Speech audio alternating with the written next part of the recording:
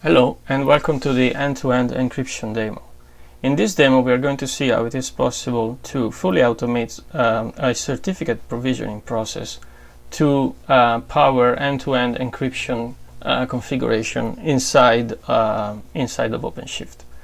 In this scenario we see three microservices running in OpenShift: the customer, the preference and the recommendation microservice. They call each other in this pattern as shown in the picture. In addition to that, the customer microservice must be reachable, and it is going to be called by external consumers. These consumers live outside of our IT, and these represent our customers calling from browsers, opening connection from browsers or mobile apps. And then the preference microservice is called by internal consumers. These are consumers or systems internal to our IT. So from a TLS and encryption perspective, external consumers, they trust, these are consumers that we don't control, and they trust well-known certificate authorities. So we need our customer microservice to have to expose a certificate, which we're going to call an external facing certificate, that has been created by a well-known and trusted certificate authority. For this purpose, we are going to use Let's Encrypt. So we're going to have one of our CA here is going to be Let's Encrypt. And then for the internal consumers, these are consumers that we control, and we can set what certificate authority they trust. And so for these internal consumers, we're going to use an internal certificate authority, and for that we're going to use a certificate authority that we own, so for which we own the root PKI.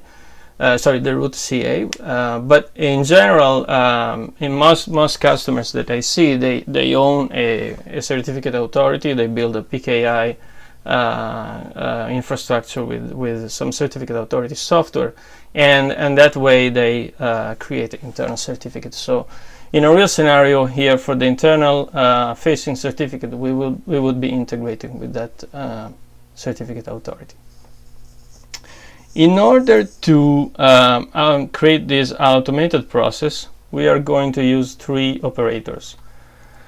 The first one is the Cert-manager operator. This is the operator that integrates with external CA, with CA, whether internal or external, and creates certificates.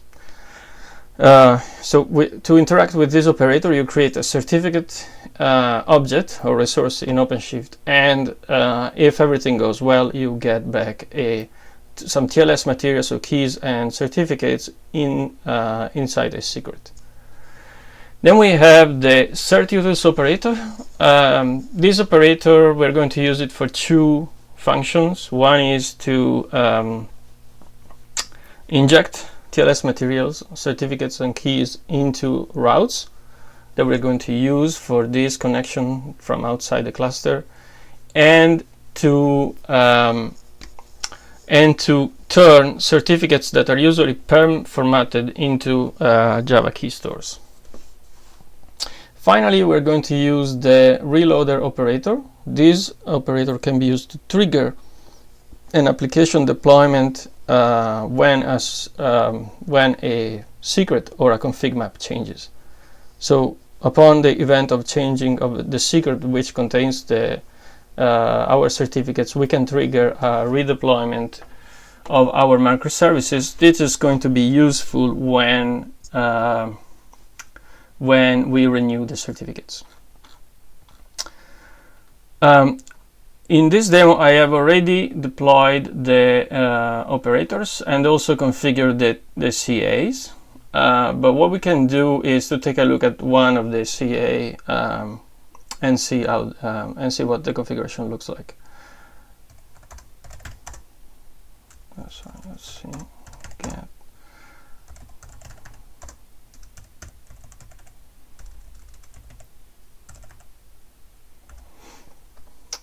So I have two Let's Encrypt configuration. One is for the for staging and one is for production. As you can see here, the important part is this one where we configure the Acme protocol. We choose to do the DNS challenge, and these are the connection information to the to Route 53. Our cluster is running on Amazon, and we're using Route 53 as our DNS. So we need to access Route 53 to be able to create some record there to be able to respond to the challenge that we are receiving from Let's Encrypt. Okay, so now we're ready to deploy the application, and so that's what I'm going to do here. We are starting from a new project called demo. So we're going to deploy the application. Initially, the application is not going to work because the microservices expect to be able to mount their trust stores and their key stores, but they do not exist yet.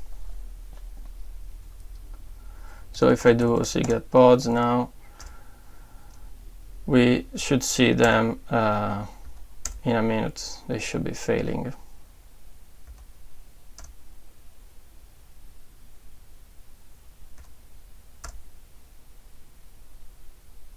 Oh well.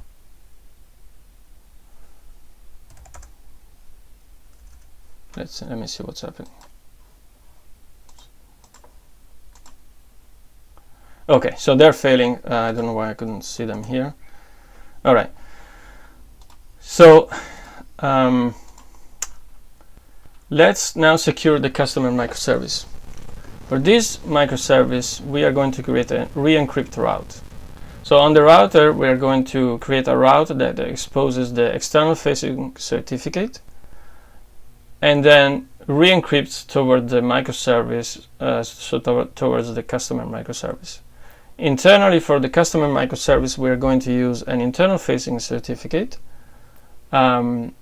And so the way this is going to work is we're going to create a certificate with the external facing name.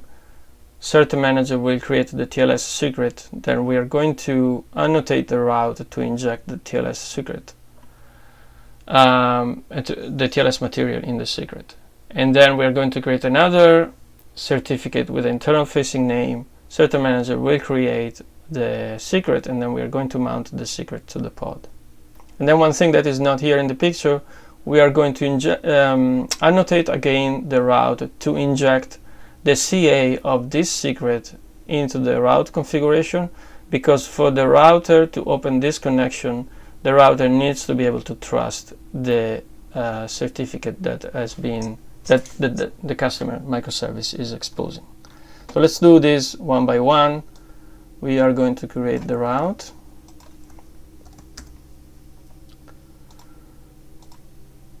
We are going to create the external facing certificate.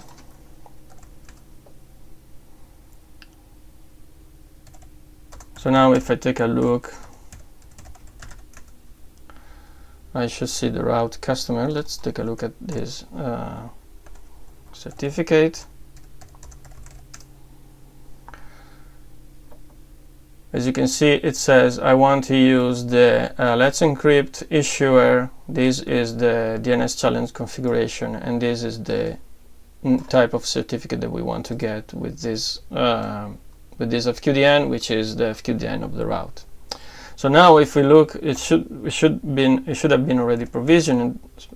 So if we look at the secrets that we have, sorry, get secrets. We see that we have a route customer secret. So take a look at inside, and these are the TLS key and TLS CRT. So let's move on. We are now going to create the internal facing certificate. This is similar to what we have just created, except obviously it's using the other issuer. So it's a certificate that is going to come from the internal CA. Now we are going to annotate the internal certificate to create key stores. So let's take a look at what is about to happen. We have the secret here, which is the service customer secret, with these 3 fields, and we are going to now annotate it. And you see the annotation is cert utility operator, blah blah blah, and then generate Java key store. And so now we see that the secret now has more fields. It has the key store JKS and the trust store JKS. So now we can mount this secret to the pod.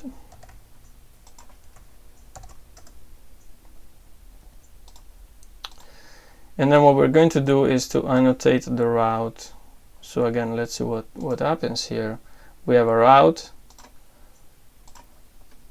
where there is no TLS setting. We are taking all the defaults, but now we are going to annotate it to take its material, TLS material, from the route customer secret.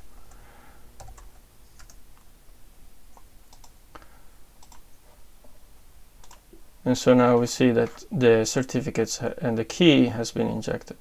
And as we said, we also need to inject the destination CA from, in this case, from the service customer secret.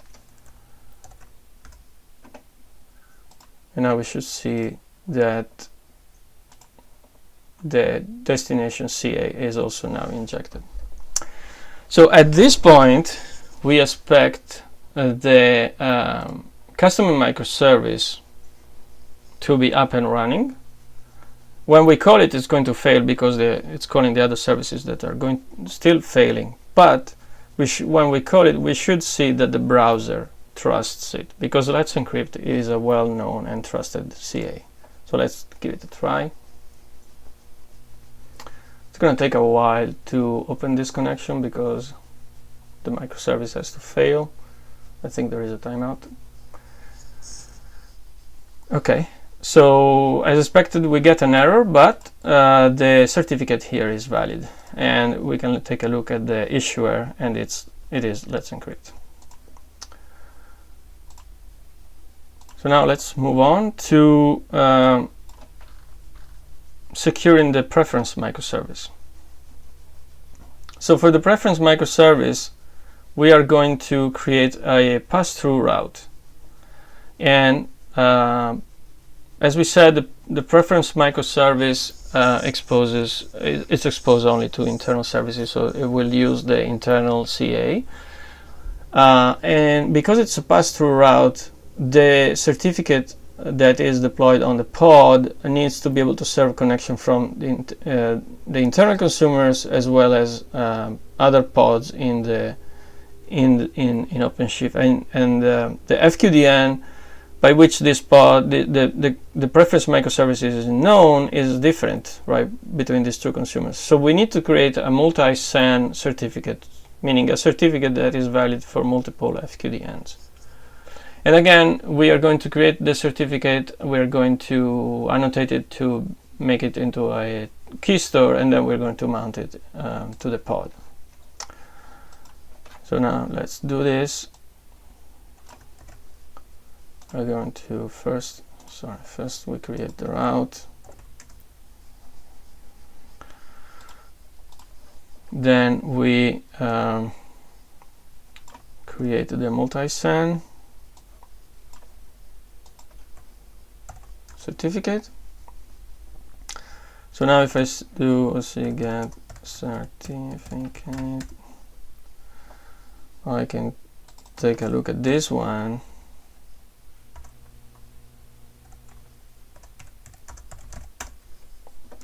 And you can see that we have multiple DNS names here. So the certificate will be valid for all of these names. The first 3 obviously are to be used internal to the cluster, to the OpenShift cluster, and the other one is the one for the route. Now we can annotate it to make it a key store, also a key store. And finally we can mount it to the pod.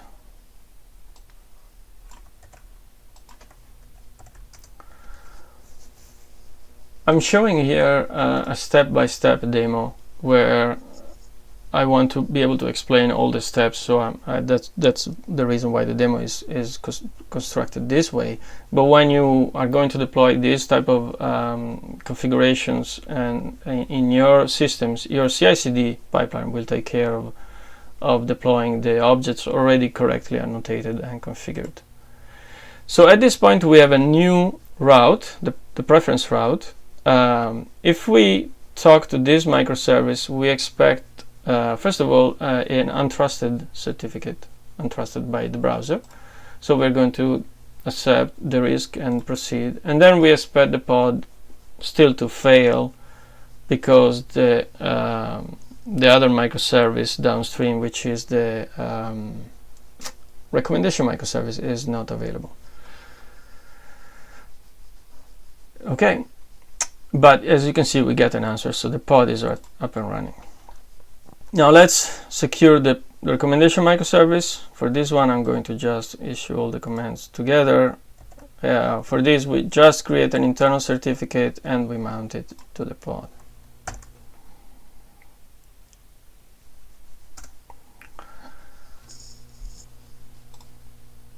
Okay, so at this point, let's check that our pods are all up and running.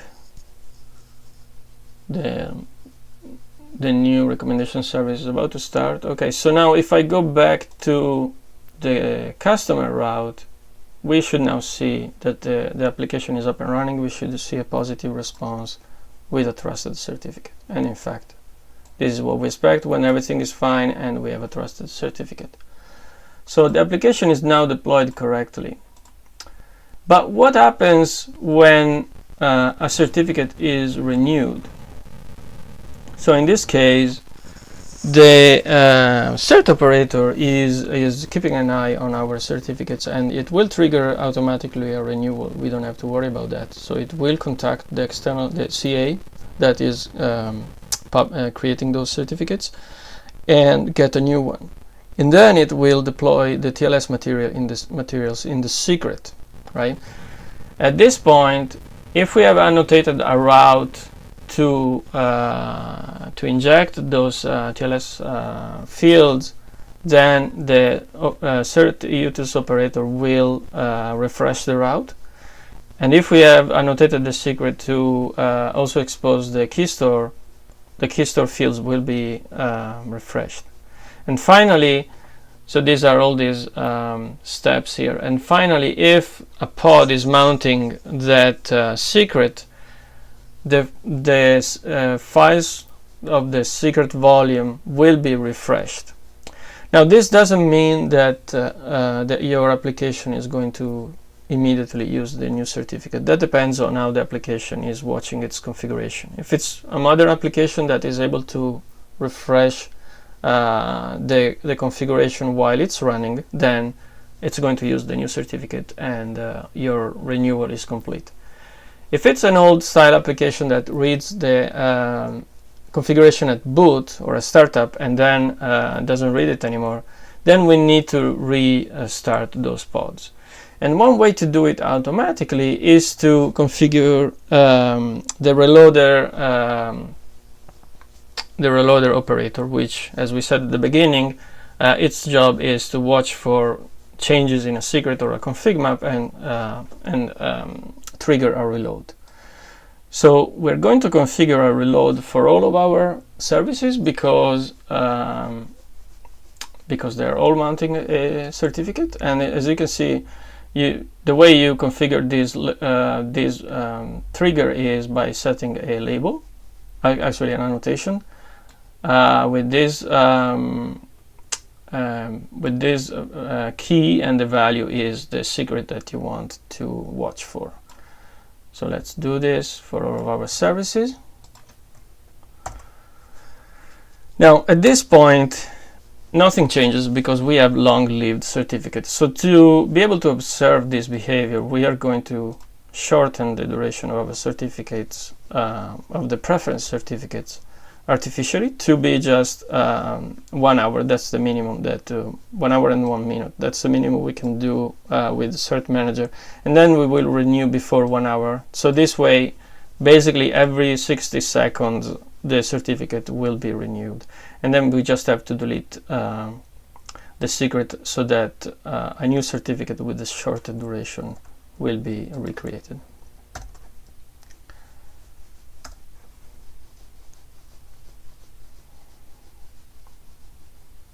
Okay, so at this point we can watch our pods,